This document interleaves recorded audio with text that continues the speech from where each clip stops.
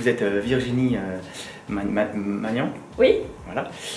Vous êtes directrice du cabinet de la ministre, de la secrétaire d'État, Sophie Cluzel. Comment allez-vous? Je vais très bien, particulièrement en cette journée du Duodé. Je suis extrêmement contente de profiter moi-même de l'occasion qui nous est donnée de partager un peu de temps avec une personne handicapée. Il se trouve que c'est vous, donc je suis enchantée de faire votre connaissance. Je vais très bien.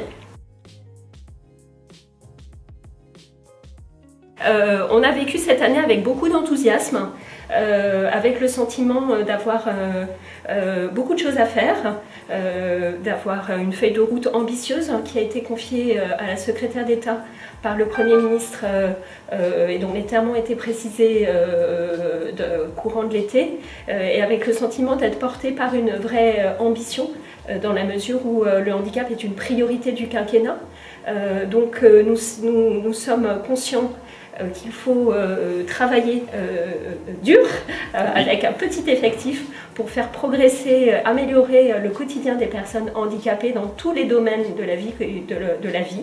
On a organisé pour ça un premier comité interministériel en septembre, axé autour vraiment de l'amélioration de la vie, avec un souci constant de créer une dynamique interministérielle, que l'ensemble des ministères soient concernés et intègrent la question du handicap dans leur politique. C'est vraiment cette ambition, irriguer l'ensemble des domaines de l'action du gouvernement pour améliorer le quotidien des personnes.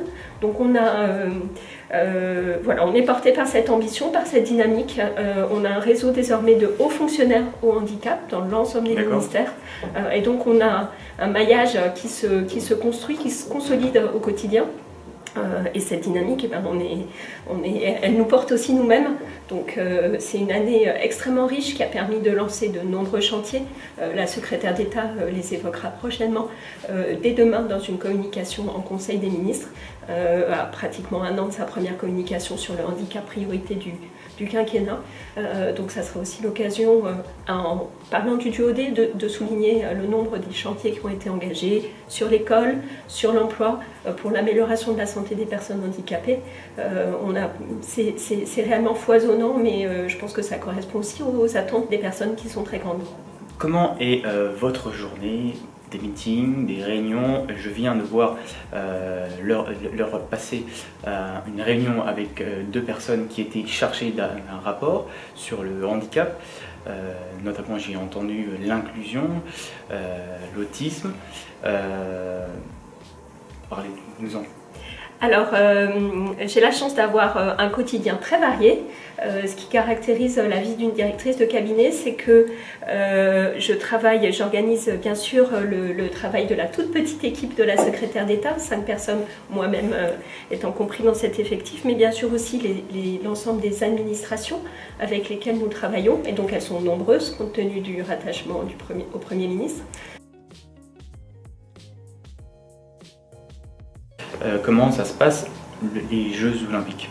Alors la préparation des Jeux Olympiques et Paralympiques est supervisée par le COJO, que préside Tony Estanguet, et puis du côté de l'État, les différents ministères et services qui sont impliqués dans la préparation des Jeux Olympiques sont animés par un délégué interministériel aux Jeux Olympiques, Monsieur Jean Castex. La secrétaire d'État est partie prenante de la préparation des Jeux Olympiques et Paralympiques.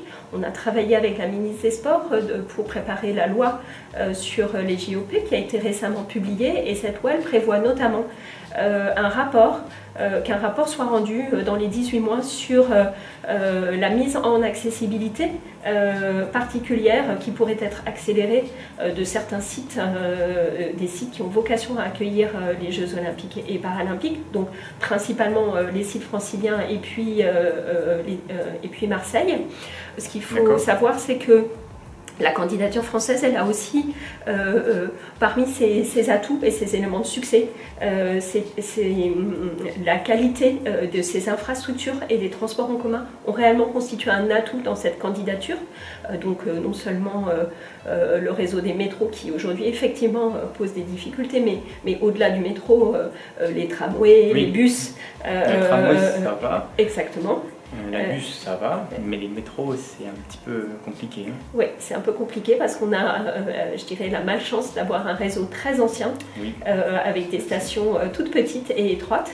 Mais les stations nouvelles, les lignes nouvelles, bien sûr, sont complètement accessibles. C'est le cas de la 14. Les extensions de lignes qui sont organisées dans le cadre du Grand Paris sont complètement accessibles. Et donc l'objectif... des ascenseurs... Tout à fait. Donc tout ce qui se développe et qui se met en service aujourd'hui est 100% accessible. Et effectivement, aujourd'hui, l'absence d'accessibilité du métro, je dirais intramuros, est palliée par le réseau de bus qui est également 100% accessible. Mais il n'empêche que nous estimons qu'il est sans doute possible de travailler à des solutions techniques aussi à l'intérieur de la ville de Paris, et c'est la raison pour laquelle nous suivrons avec ténacité la production du rapport qui est prévu par la loi JOP.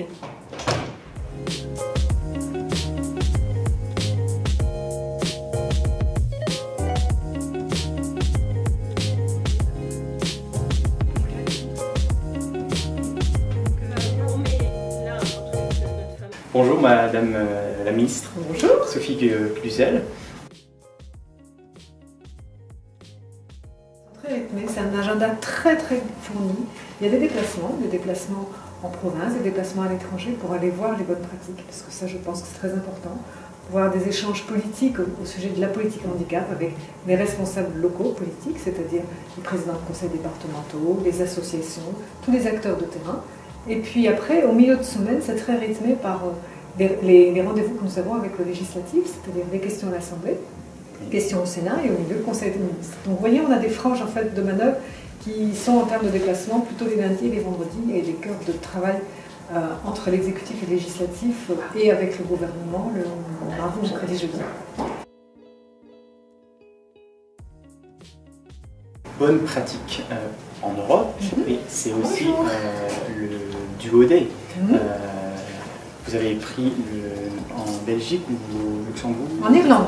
C'est nos amis irlandais qui ont initié il y a plusieurs années. D'accord. Après en France, c'était spécifiquement dans le Lot-et-Garonne que je tiens à saluer, parce que c'est eux qui depuis 3 ans ont porté cette initiative pour faire sortir les travailleurs des Alpes et leur permettre de s'insérer professionnellement dans le milieu ordinaire. Donc un moment de rencontre avec tout un réseau, je dirais, d'entreprises qui ont accepté de prendre une journée, et puis petit à petit ça a débouché sur des stages, et pour certains des CDI. Et là, j'ai voulu lui donner un mouvement d'ampleur nationale, parce que je pense que c'est un formidable vecteur pour changer le regard sur le handicap, changer le regard sur les compétences des personnes handicapées, leur aspiration surtout à vivre ensemble, à vivre au milieu des autres, à vivre de leur travail en milieu ordinaire. Donc c'est vraiment la mission que m'a confiée le président et que m'a reconfié le Premier ministre, parce que le secrétariat d'État est rattaché au Premier ministre, et qui me permet d'irriguer toutes les politiques de droit commun, école, emploi, accès aux soins, culture, sport, de tout, et bien sûr tout ce qui est éducation, enseignement supérieur. Ça me permet, si vous voulez, de replacer la personne au cœur de la cité, de la société inclusive. C'est vraiment ça notre mission.